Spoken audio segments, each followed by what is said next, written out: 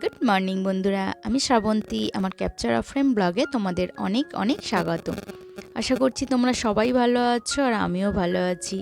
আজ হচ্ছে রবিবার 4 আগস্ট আর এখন ঘড়িতে বাজে প্রায় 8:30টার মতো। আর এখন থেকে তোমাদের সাথে নিয়ে আমার ব্লগটা স্টার্ট করছি। আশা করছি তোমাদের ভালো লাগবে। তো সকালবেলা সমস্ত বাসি কাজকর্ম সেরে একদম ঘরদোর পরিষ্কার করার পর স্নানটা সেরে ফেলেছি। আর যা কাচাকুচি ছিল সেইগুলোও করে ফেলেছি। আর এখন আগে পুজোটা দিয়ে দিলাম আর তারপরে চা নিয়ে বসেছি 1 কাপ। আসলে এই সময় হচ্ছে অন্যদিন ওয়ার্কিং ডেগুলোতে ঠিক এইভাবে চা খাওয়া হয় না, বসে কর্তামশাইয়ের সঙ্গে খাওয়া হয়, কারণ ও ঘুম থেকে উঠে পড়ে মেয়েকে স্কুলে দিতে যাওয়ার জন্য। আর আজকে যেহেতু সানডে আছে, ও বেলার দিকে উঠবে, তো সেই জন্য একা একা চাটা খেয়ে নিলাম আর মেয়েও উঠে পড়েছে। তো এখন এসেছি একটু ব্রেকফাস্ট বানাতে। তো আজকে বানাবো একটু আলুর পরোটা। তো তার জন্য একটা মশলা করে নিচ্ছি। এখানে আমি একটুখানি গোটা ধনে আর জিরে একটুখানি ড্রাই রোস্ট করে নিলাম আর একটু আধ ভাঙা করে নেবো, মানে একদম মিহি পেস্ট বানাবো না। আর এবারে যে আলুটা সিদ্ধ করেছিলাম গোটা গোটা, সেটা হচ্ছে একটুখানি চেঁচে নিচ্ছি আর কি, গ্রেটারে গ্রেট করে নিচ্ছি। তো এত গরম হাত দেওয়া যাচ্ছে না, তো তার জন্য একটা কাঁচটা চামচ নিয়েছি, নিয়ে এইভাবে ঘষে ঘষে দিচ্ছি। তো ব্যাস, হাত থেকে ছিটকেই চলে গেল, এত গরম লাগছে।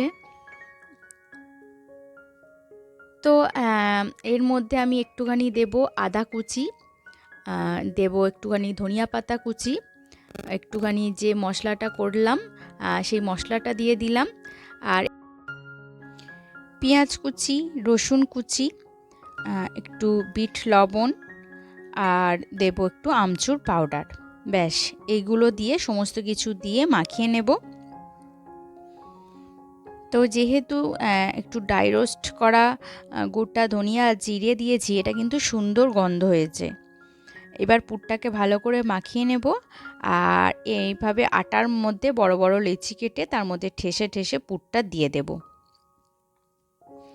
আর আমাদের শনিবার দিনে নিরামিষ যে হয় রাতের খাবার, তার মধ্যে পরোটাটা প্রায় শনিবারই থাকে। তো কিছুটা ময়দাও মাখা আছে, তো আটা মেখে রেখেছি, তো সেই আটাটা দিয়ে দেবো। আর কালকের যে ময়দা আছে সেটা দিয়ে মোটামুটি একটা বড় সাইজের হবে।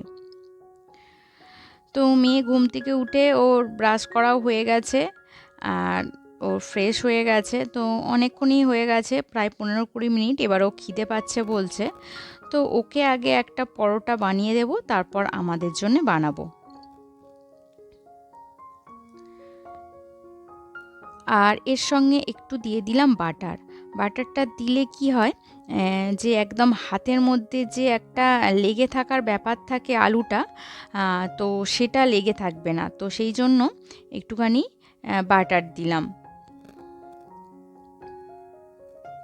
তো ভালো করে বাটারটা মাখিয়ে নিচ্ছি। ফ্রিজে ছিল বলে একটু শক্ত হয়ে দলা পাকিয়েছিল, একটু টেস্ট করে দেখে নিলাম যে নুনটা ঠিকঠাক আছে কি না।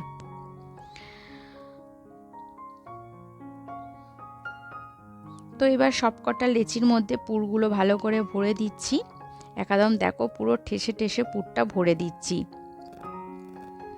আমি আর এখানে যেহেতু কাঁচা লঙ্কা দিয়েছি, গুঁড়ো লঙ্কার ইউজ করলাম না, তো সেই জন্যই একটু দেখতে সাদা সাদা হয়েছে। কিন্তু দেখতে সাদা সাদা হলে কি হবে, দারুণ কিন্তু টেস্ট হয়েছে। তো দেখো, এবারে হচ্ছে মেয়েকে একটা আগে করে দিই, কারণ ওকে শান্ত করলে তবেই আমি অন্যান্য কাজগুলো করতে পারবো।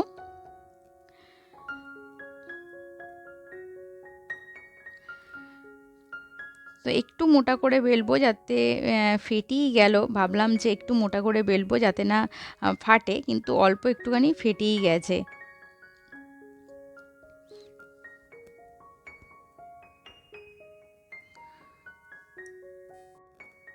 তো কর্তামশাই উঠে আগে ব্রাশ করে তো ওকে চা দিয়ে দিয়েছিলাম। ও বাজারে চলে গিয়েছিল, বাজার থেকে এসেও পড়েছে।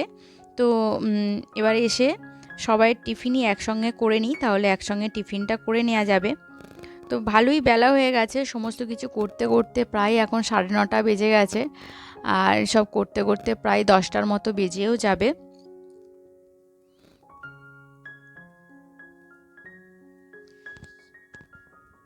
তো এখানে মেয়েরটা দিয়ে দিয়েছি। আর এই যে বললাম একটা বড় মতো হবে পুর ছিল, এই আটার লেচি ময়দার লেচি ছিল।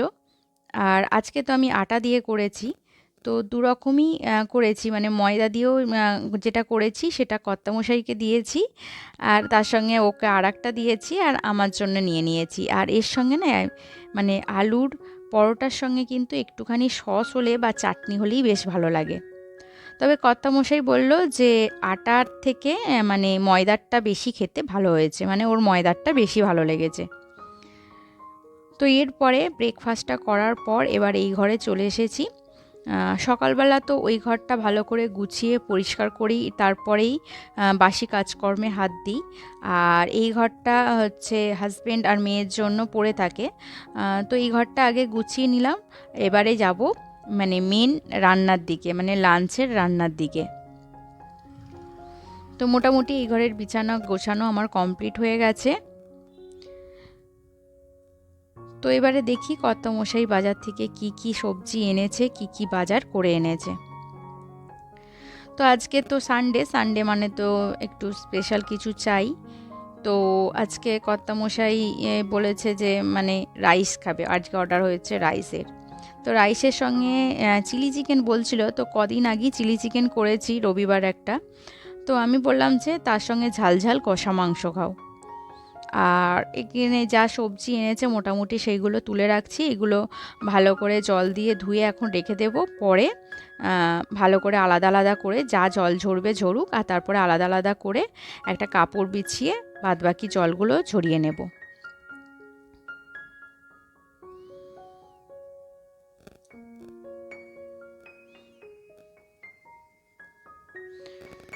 আসলে অন্য সপ্তাহের অন্যান্য দিনগুলোতে এত তাড়াহুড়ো থাকে, তো ওই জন্য আমি রবিবার করে চেষ্টা করি যে বেশিরভাগ বাজারগুলো করিয়ে নেয়ার, যাতে সারা সপ্তাহের মধ্যে মানে খুব একটা অসুবিধা না হয়। আর তার মধ্যে যা যেগুলো কম পড়ে সেগুলো টুকটাক আনিয়ে নিই। তো এখানে চিকেনটাকেও আগে ভালো করে পরিষ্কার করে ধুয়ে নিচ্ছি। আর এর সঙ্গে কর্তামশাই বেশ কিছুটা মাছও এনেছে। তো এই যে পমফ্রেট মাছ এনেছে আর ফ্যাসা মাছ এনেছে। তো সমস্ত মাছগুলোকে আমার পরিষ্কার করে ধোয়া হয়ে গেছে। তো এবারে মাছগুলোকে একটু নুন হলুদ মাখিয়ে জল ঝরিয়ে তারপরে ফ্রিজের মধ্যে রেখে দেব।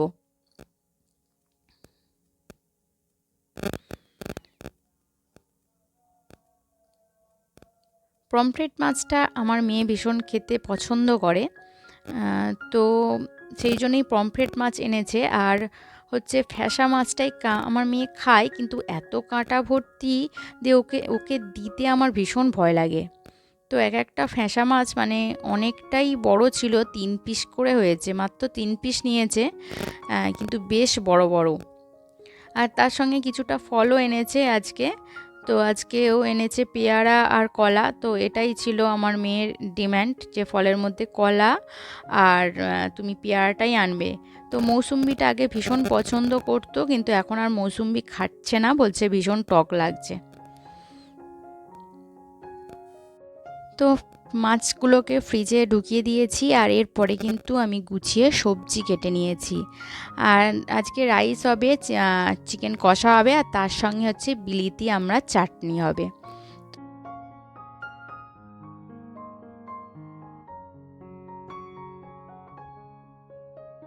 আর মাংসটা এখানে ম্যারিনেট করে রাখছি। তো ফ্রিজে অল্প একটুখানি টক দই ছিল, আদা রসুনের পেস্ট, লঙ্কা হলুদ জিরে ধনিয়া আর হচ্ছে একটুখানি ভিনিগার দিয়ে সমস্ত কিছু দিয়ে একসঙ্গে ভালো করে একটুখানি ম্যারিনেট করে রেখে দেব। তো মাংসটা আমার ম্যারিনেট করা কমপ্লিট হয়ে গেছে, এবার এটাকে সাইডে রেখে দেব। জাস্ট এবারে একটু গরম মশলা আর পেঁয়াজ দিয়ে তারপরে মাংসটাকে ভালো করে কষিয়ে নেব। তো আগে কিশমিশ কাজু আর সবজিগুলো ভেজে নিচ্ছি। আর রাইস করা তো এখন খুবই সোজা ব্যাপার, কিছুই নয়, জাস্ট এই সবজি টবজি ভালো করে ভেজে নিয়ে ভালো করে ভাতের সঙ্গে একটু মাখিয়ে নেওয়া, আর তার সঙ্গে একটুখানি ঘি দিয়ে ভালো করে ভাতটাকে ভেজে নেওয়া, ব্যাস। আর জায়ফল জয়িত্রীর শেষে গুঁড়ো ছড়িয়ে দেওয়া। তো এখানে দেখো আমার ওইদিকে কিন্তু রাইসের সমস্ত কিছু কমপ্লিট হয়ে গেছে, ভাতটাও কমপ্লিট হয়ে গেছে, সমস্ত কিছু মাখিয়েও দিয়েছি। রাইস আর দেখানোর মতো সেরকম কিছু নেই, এর আগে অনেকবার করেছি আর কি। তো এদিকে দেখো মাংসটাও আমার কষানো হয়ে গেছে, একটুখানি ধনিয়া পাতা শেষে ছড়িয়ে দিলাম। আর আমি বলেছিলাম যে শুধু মাংস কষা করব, কিন্তু কর্তামশাইয়ের একটু আলু দিয়ে পছন্দ, তো সেই জন্য আবার একটু আলু দিলাম। তো একটুখানি আস্তে হোক, একটুখানি মাখো মাখো আর একটু হলে বন্ধ করে দেব। তো এরপরে মেয়েকে স্নান টান করিয়ে দিয়েছি, তো ওর আবার খিদে পেয়ে গেছে। আর এদিকে আমি কিন্তু রান্না করতে করতেই সমস্ত বাসনপত্র সমস্ত কিছু গোছানো কমপ্লিট করে ফেলেছি। ওভেনটাও ভালো করে পরিষ্কার করে নিয়েছি, শুধু যে জায়গাটায় মাংস হচ্ছিল সেই জায়গাটা বাদ দিয়ে। তো মেয়েকে দেওয়ার পর আমাদের জন্য খাবারটা বেড়ে নিয়েছি। তো আজকের মেনুতে যা বললাম সেগুলোই আছে। তো দুপুরবেলা লাঞ্চের পর দেখলাম বৃষ্টি হচ্ছে, পুরো সানডে পুরো জমে গেল। তো বন্ধুরা, আজকের ভিডিও এই পর্যন্ত। যদি ভিডিওটি ভালো লেগে থাকে তাহলে অবশ্যই একটা লাইক করে দেবে।